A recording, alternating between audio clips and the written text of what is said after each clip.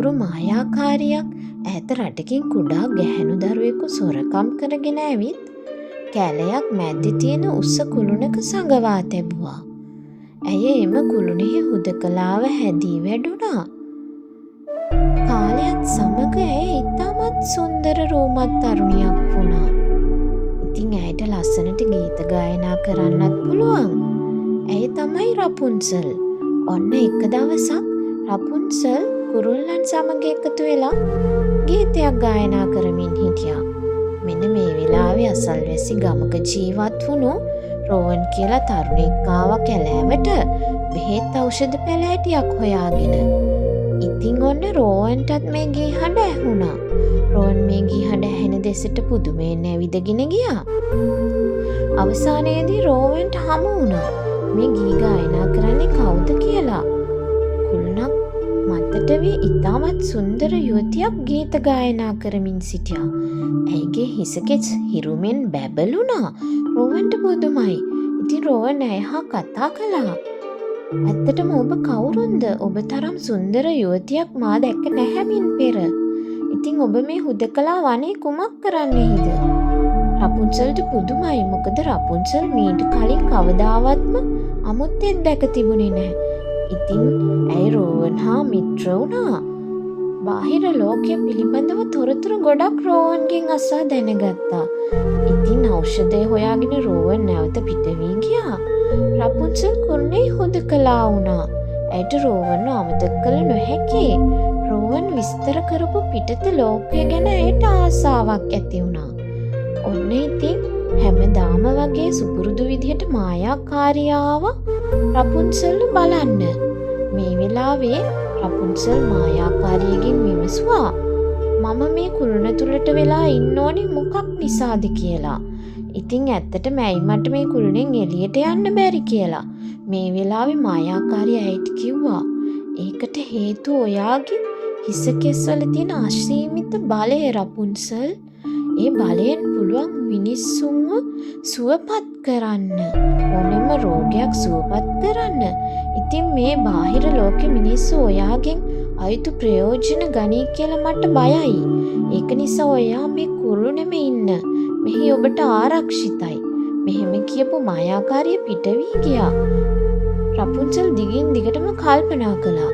අවසානයේදී අය දැඩි තීරණයක් ගත්තා. කුළුණෙන් හොර රහසේම පිට වෙලා ගියා. පළවෙනි වතාවට ජීවිතේ ඇයට හරිම නිදහසක් සතුටක් දැනුණා. කුළුණෙන් පිටත ලෝකේ මොන වගේද කියලා ඇය කවදාවත්ම දැක තිබුණේ නැහැ. ඉතින් ඇයට හරිම සතුටුයි. ඇය වනාන්තරයේ මැදින් ඇවිදගෙන ගියා. මේ ලස්සන උපරිමයෙන් භුක්ති විඳා.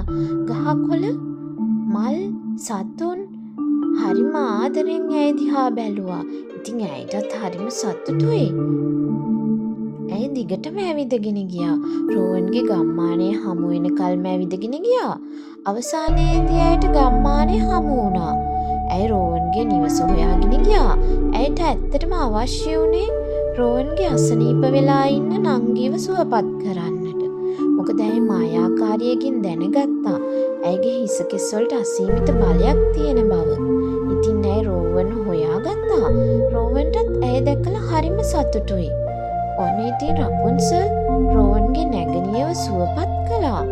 මේ වෙලාවේ නැවත වතාවක් කුළුණට පැමිණි මායාකාරිය දැක්කා රපුන්සල් කුළුණේ නැහැ කියලා.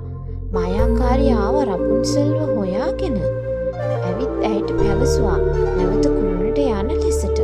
නමුත් රපුන්සල් ඒට කැමති වුණේ නැහැ. මොකද ඇය පැවසුවා මා සිතුව තරම් මේ පිටත ලෝකේ නපුරු නැහැ. මෑණියනි ඒක නිසා මට මෙහි ඉන්න දෙන්න කියලා. ඇයට අවශ්‍ය වුණා අසරණ මිනිස්සුන්ට පිහිට වෙන්න. නමුත් මේන් මායාකාරිය ඉතා කෝප වුණා. ඇය නපුරු මායා බන්ධනයක් සිදු කර රපුන්සල්ව නැවත කැඳවාගෙන යන උත්සාහ කළා. නමුත් මේ වෙලාවේ අපූර්ව දෙයක් වුණා. රපුන්සල්ගේ බලය ඉතා වැඩි වුණා. මායාකාරියට ඒ දරා ගන්න බැරි වුණා. මායාකාරිය හිටි හැටියේම වයසක පෙනුමක් ගත්තා. රපුන්සල්ට පුදුමයි මේ මොකක්ද උනේ කියලා. ඉතින් මේ වෙලාවේ මායාකාරිය ඇත්ත කිව්වා. රපුන්සල්ගේ හිස කෙස්වල තියෙන බලයෙන්ුයි ඇය තරම් කාලයක් තරුණව ජීවත් වී තිබුණේ. ඉතින් ඒ නිසා මරියා ඉඳලා තිබුණේ. අවසානයේදී රපුන්සල්ට නිදහස ලැබුණා. ඇයි ගමක් පාසා ගොස් මිනිස්සුන්ට උපකාර කළා. ඇයගේ හිස කෙස්වල තියෙන මායා බලයෙන් මිනිසුන්ව සුවපත් කළා. මේ නිසාම ඇය තව තවත් සුන්දර වුණා. ඒ වගේම ඇයගේ මායා බලය තව තවත් වැඩි වුණා. ඉතින් ඇය සැබෑ සතුට නිදහස භුක්ති විඳා. රෝවන් සමගින් ඉතාමත් සතුටින් ජීවත් වුණා.